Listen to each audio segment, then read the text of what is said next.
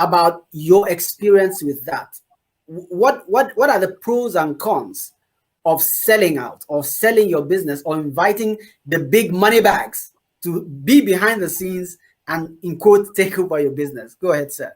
I think that's an excellent question, and there's multiple things in there, and it comes back to, look, when people start businesses, they think, I need all this money, and the reality is, the first thing you need is a product or a service that a customer or a client want to buy. Okay, and that comes back, and again, I'm beating this to death, because in my 35 years of experience, this is absolutely what is critical, and what many people overlook is that money is not a substitute for a product, a value proposition that makes sense in the marketplace. Okay, so that's the first thing to understand, is that you have to separate. I need money. Well, you need an offer. You need a product first. The second thing I'd say comes back to, some people are good with partners and some people aren't. I mean, there are examples of companies that have never raised any money, and it depends on what you want. You have to know yourself well enough to say, do I want? Yes. When somebody writes you a check, generally, if it's equity, if they're looking for a part of the business, generally there are going to be some strings attached to that. There are going to be some constraints, some requirements, and that's a reality. Now, without going through, every situation is different, and every capital structure and the terms and the conditions are different. Saying, the first question is, am I a good partner? Do I want, I'm not a great minority investor in the sense that I put money in, I own 10%. I like to have a say. And so, because I know myself well enough, that's what I want. That's not good or bad. That's me. And so that's the first thing to ask yourself is, like, what do you want? And bringing an investor in is not a good or bad thing. It comes back to, is it a good fit? Now, you might have a business where you say, I have to build a manufacturing plant and I need $500,000, $1 million, $2 million, whatever it is. And so that's a reality. So then you say, if I want to run this business, if I want to do this, I have to bring in money. And then you have a list of priorities. If you say, I really don't want to bring in a partner that tells me what to do, well, then you're not going to get that equity. Don't get the equity investor, and don't build the plant. You got to do it another way. And that's really the first thing, because you need to have peace with whatever decision that you make. And that's not to say there aren't trade-offs.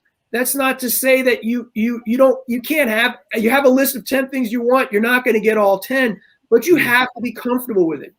And when you look at bringing in an investor, it can't be, I'm going to hold my nose. I really don't like this person. I don't like the terms. I don't want to. No, you can't. You cannot do that. It takes too much energy. It will create it's like hiring a bad employee. All right, this is a perfect example. You start a business. You have 2 employees.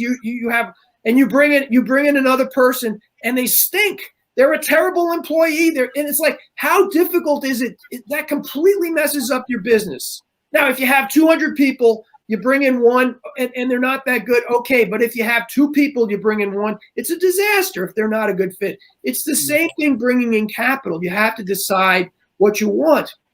As far as selling, I think for most of this audience that is looking at this as a side hustle, don't think about that now, right? Think about building something that somebody wants to buy. In terms of, I have a client. If you build a business that a client or a customer, they have to buy what you're selling, you will build something that has value, right?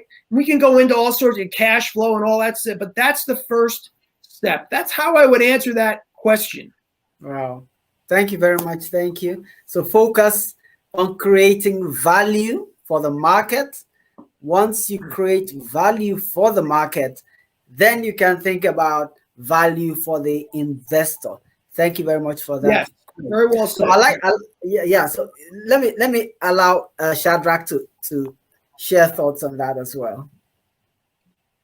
Shadrach? Thank you kindly. Thank you. I think I would borrow on what Greg said and just elaborate on just one point that he said. He made brilliant points, beginning with the end in mind, but yet be willing to really focus on the micro picture rather than the macro picture. The macro picture could be one day you want to sit down with Greg and say, Greg, I want to sell.